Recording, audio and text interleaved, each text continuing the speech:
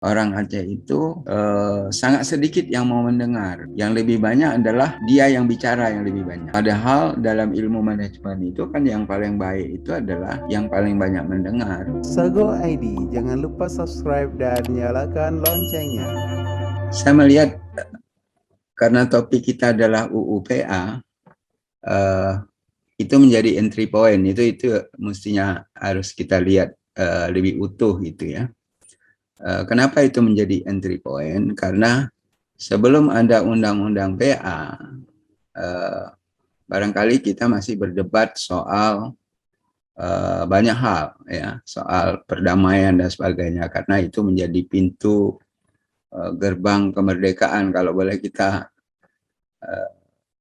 sebut begitu ya, sebagai pintu gerbang kemerdekaan, dan dengan landasan hukum itu kemudian kita bergerak. Terlepas dari ada pro dan kontra, masih ada PP yang belum selesai dan sebagainya, tetapi sebagian besar kalau kita lihat itu sebetulnya sudah diselesaikan gitu ya, dan tergantung kepada kita untuk menjalankan. Kenapa demikian saya katakan?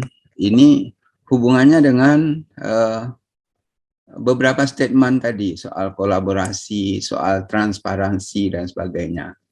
Karena undang-undang PA itu lahir itu adalah dari sebuah kolaborasi kalau kita mau bicara dari konteks itu, yang akhirnya melahirkan ada beberapa keuntungan-keuntungan, tapi keuntungan itu tentu spesifik dedikasinya. Nah, itu yang barangkali yang kita tidak pernah diskusikan. Spesifik dedikasi dari undang-undang PA termasuk anggaran otonomi khusus itu kita tidak pernah diskusikan seperti apa gitu. Nah, yang pertama yang ingin saya sampaikan itu adalah soal kolaborasi. Bagaimana UUPA itu bisa lahir karena kolaborasi yang sangat bagus. Gitu. Semua elemen masyarakat terlibat dan bersama-sama untuk menuju satu tujuan. Perlu ada payung hukum yang lebih jelas ya untuk kepentingan Aceh, dengan konteksnya adalah otonomi khusus. Jadi otonomi khusus itu sebagai visi ya, karena itu menjadi tools dalam rangka mewujudkan kesejahteraan masyarakat Aceh. Dan itu semua bergerak, semua elemen itu bergerak, termasuk tadi Pak Azhari mengatakan soal lahirnya BPMA ya, yang berbeda dengan undang-undang lain. Kenapa demikian? Saya karena ikut juga sebagai salah satu pemeran di dalam lahirnya undang-undang PA. Saya kira banyak orang-orang lain gitu ya. Saya termasuk salah satu yang ikut bersama-sama melakukan safari yang sangat panjang gitu ya untuk bisa lahir undang-undang itu. Termasuk bagaimana melahirkan pasal 156 yang menjadi kewenangan bersama ya, soal migas Aceh. Itu saya ikut andil yang sangat besar.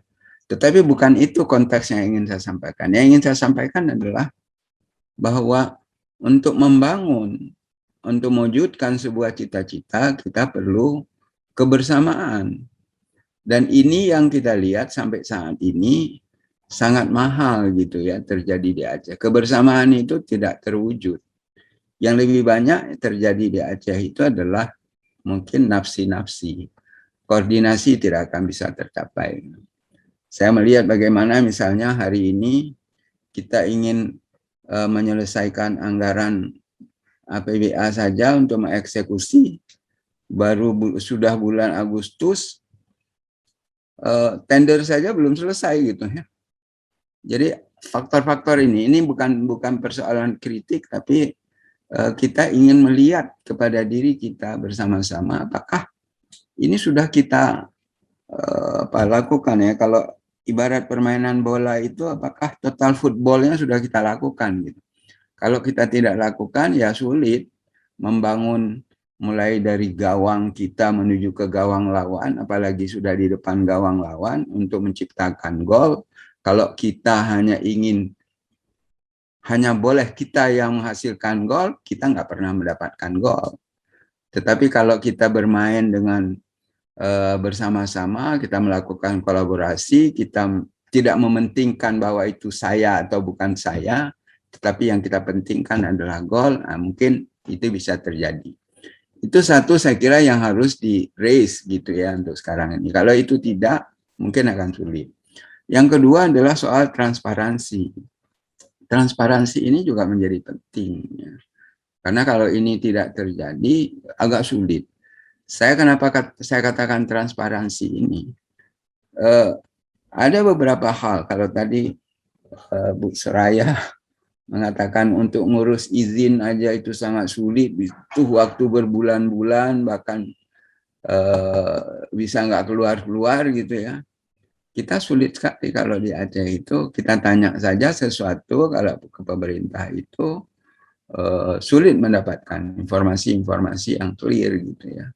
Dan ini pasti karena ada faktor-faktor lain, jadi kepentingan-kepentingan lain di balik itu yang menyebabkan transparansi itu tidak terjadi. Nah, kedua adalah soal transparansi. Kemudian yang ketiga adalah soal simplifikasi yang kita lihat. Nah, simplifikasi di kita itu sama sekali kayaknya sih tidak berjalan kalau saya tidak lihat. Ya.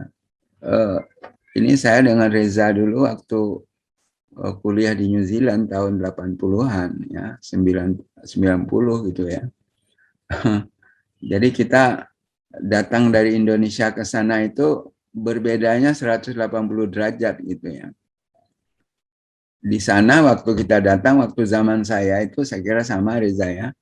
Kalau kita datang ke bank itu dia nggak pernah tanya identitas, mana paspornya segala macam. Kita hanya bilang nama, dia langsung oke, dia percaya gitu. Jadi bermodalkan betul-betul bermodalkan kepercayaan. Dan itu kemudian menjadi bumerang ketika saya selesai kuliah di sana, kemudian pulang ke Indonesia, hanya untuk bawa buku saja itu prosesnya luar biasa panjang di bandara ya, di bandara di Cengkareng itu luar biasa. 3 hari belum selesai, mejanya berapa meja itu untuk diurus dan sebagainya. Padahal cuma bawa buku saja gitu. Nah, hal semacam ini kemudian sekarang kita coba bandingkan. Kalau tadi Reza Indria mengatakan jangan kita bandingkan dengan Brunei, jangan kita bandingkan dengan tetangga kita Singapura. Kita bandingkan saja supaya apple to apple dengan daerah-daerah lain. Mana yang lebih sulit kita urus di Aceh atau lebih sulit diurus di tempat lain. Itu persis kalau yang saya katakan tadi tahun 80-an itu dari Indonesia ke New Zealand pulang ke sini itu betul-betul kaget kita ya. Nah, ini juga begitu. Kalau kita datang ke Aceh dengan kondisi yang semacam itu, kita juga akan dibuat kaget karena banyak hal yang harus diselesaikan. Saya kira soal transparansi dan kemudian yang ketiga simplifikasi. Nah, oleh karena itu pikiran saya ke depan memang harus ada isu-isu yang semacam ini yang harus diangkat. Sedangkan persoalan yang di raise tadi Fahmi ya, soal single financing model itu bisa jadi itu punya keuntungan, bisa jadi juga ada kelemahan. Tetapi kita lihat ada juga negara tidak dalam konteks itu yang juga memanfaatkan hal-hal yang semacam ini menjadi keuntungan bagi dia gitu. Kalau ini bisa dimanfaatkan, tapi tentu yang 3 aspek tadi itu harus dilakukan secara bersama-sama. Jadi kolaborasinya harus ada, kemudian transparansi juga harus ada, kemudian yang ketiga adalah simplifikasi sehingga orang akan mudah untuk datang. Agak sulit kalau kita lihat tarik-menarik di sana itu luar biasa. Tarik-menarik misalnya kita lihat ya bagaimana proses tadi Pak Azhari mengatakan ada potensi selawah di sana. Selawah itu saya urus itu sampai capek ya antara untuk menyelesaikan tarik-menarik siapa yang harus kelola dan sebagainya itu saja nggak selesai gitu ya. Akhirnya orang juga malas gitu.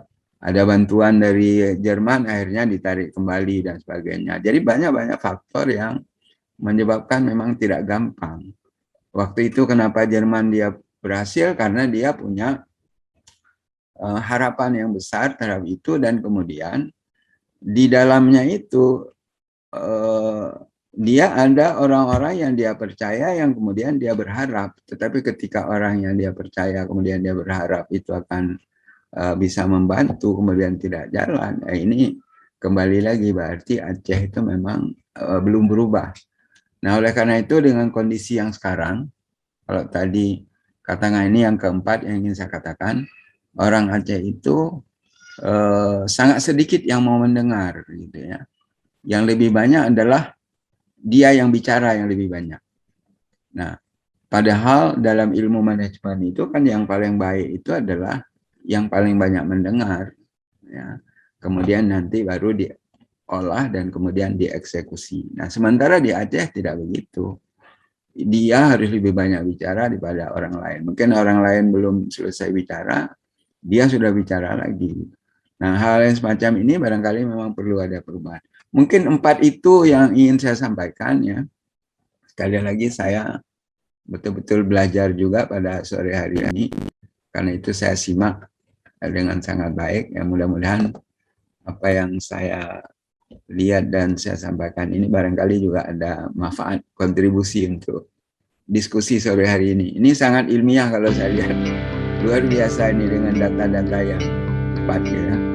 Makasih. Assalamualaikum warahmatullahi wabarakatuh. Sago ID, jangan lupa subscribe dan nyalakan loncengnya.